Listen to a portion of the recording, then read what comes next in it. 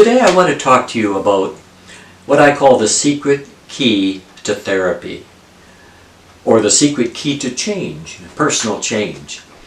The secret key is that we need to take personal responsibility for our behavior. That's a requirement before significant change can occur in our lives. And it really applies to whether someone comes in for therapy or for someone that has never been to a therapist and never received counseling of any sort.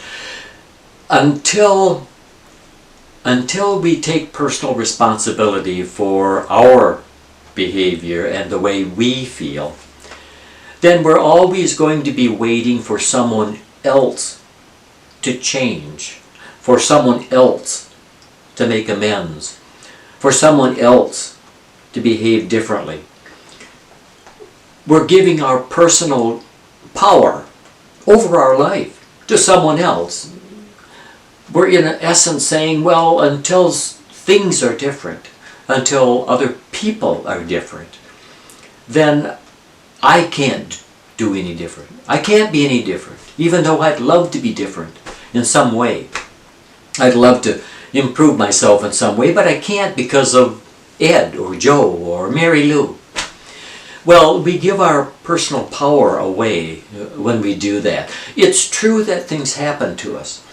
And the best thing to do is to say, I don't know why these things happened to me, or I don't know why they treated me this way. I don't know why they did those things. I don't know why they said those things.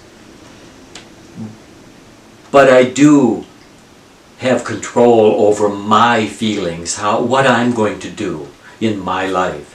I have control over my feelings. I have control over my behavior.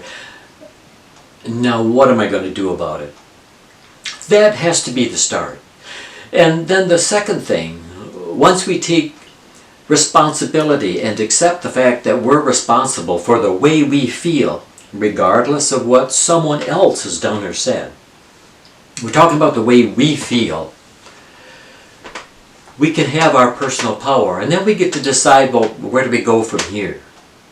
A lot of times in therapy, clients get stuck at that point because they'd rather just stay there and keep hammering that, it's Betty Lou's fault for what she done to me. Well, that may be true, that someone did something. But we can't stay stuck in that. We have to move on. So we take personal responsibility, at least for, regardless of the situation, at least for the way we feel and our personal behavior.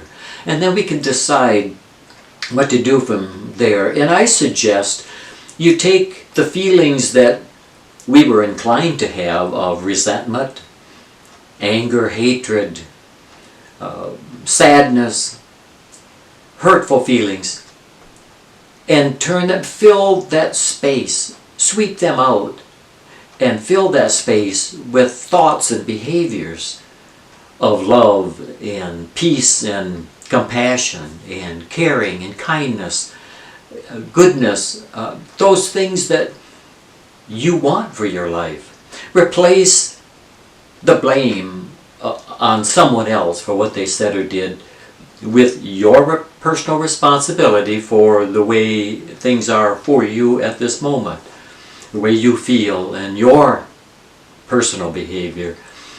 And then choose to be the kind of person that you want and implement those things and begin in a small way.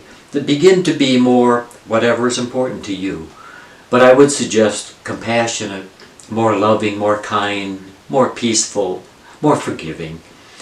And it has to start. The secret is forgetting about the fact that someone else did or said something, which is true. I'm not making light of the things that may have happened to you, but taking responsibility for the way you feel now and your own personal behavior, and work on changing it to the way you want your life to go.